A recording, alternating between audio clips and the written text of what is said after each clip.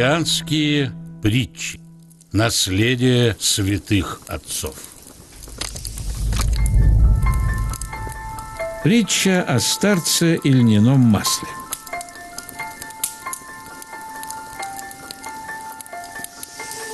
Святому старцу во время болезни брат влил в пищу вместо меда льняное масло, которое очень вредно.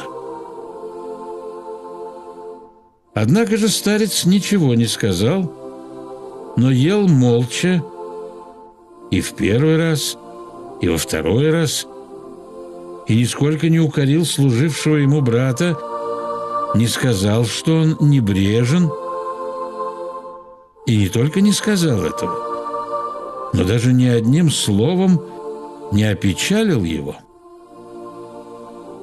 Когда же брат узнал, что он сделал, и начал скорбеть, говоря: «Я убил тебя, Авва, а ты возложил этот грех на меня тем, что промолчал». Тот с кротостью отвечал: «Не скорби, чадо. Если бы Богу угодно было, чтобы я ел мед, то ты влил бы мне меда».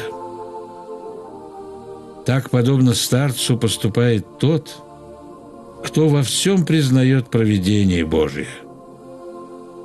Он ни в ком не хочет видеть злонамеренности, никого не подозревает, но истинно признает, что все случающееся с ним бывает по провидению и воле Божией.